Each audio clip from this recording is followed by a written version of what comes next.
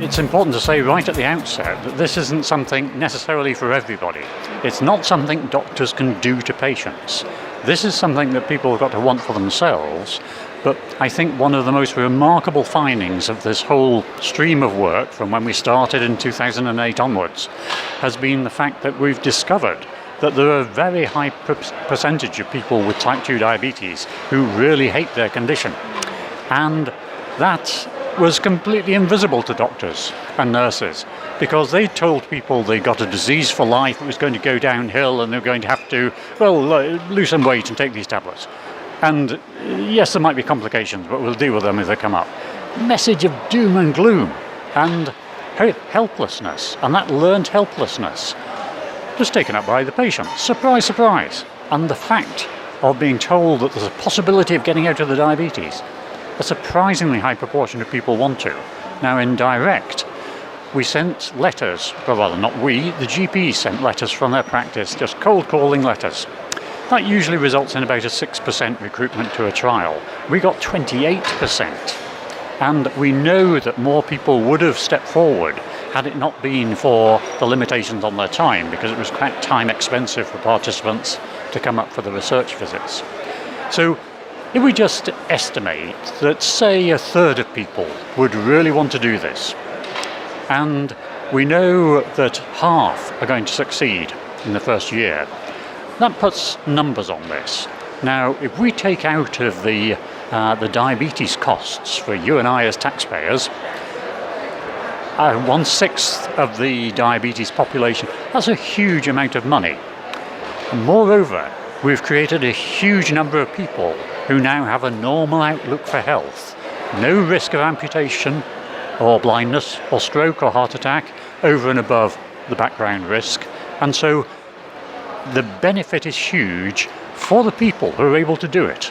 So that's how I would see this. At the moment, we don't have a way of magicking the fat away so we could do it to everybody. This is something that's wanted by a surprisingly high proportion of people.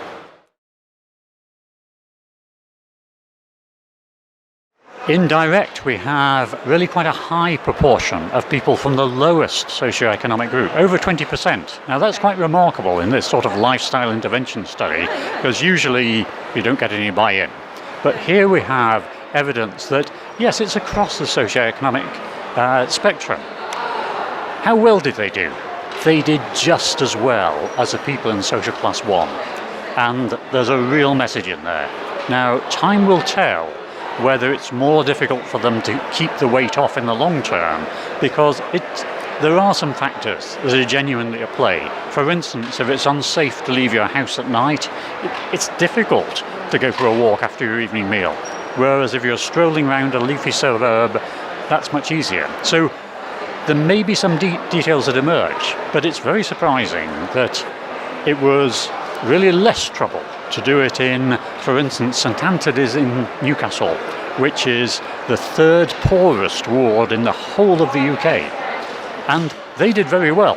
On the other hand, there were some areas of affluent Newcastle that were a bit of a trouble to run. I think once someone has received the life sentence of type 2 diabetes, they're in a different frame, and the motivation to get out of it is quite considerable. And that was very nicely described by David Paul, my patient, speaking yesterday, of the intense drive to keep his weight down. And it was a real battle for him. It is a real battle for him. But he's engaged with it because it's such a powerful motivator. I think the prevention program is very good. The early results, as presented by Jonathan Valabci yesterday, are striking. In getting over 4 kilograms weight loss in the first year was a major triumph.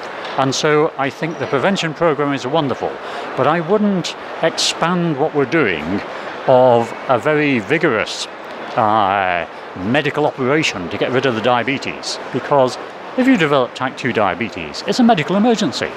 You've accumulated something in your body that you need to get rid of. Now, if that was a cancer and you were told you had to have an operation, well, you take 2 months off work, that'd be normal, you'd just do it. The concept of doing a similar thing with type 2 diabetes is not yet there, and yet the possibility's there, and people have demonstrated that clearly they will. It does need a shift in thinking, but then, that's how changes happen in medicine. And it's always a bit of a battle to get a change in thinking, because I've been unlucky enough to have to do it in other areas as well. And it takes, a good 5 years from first presentation.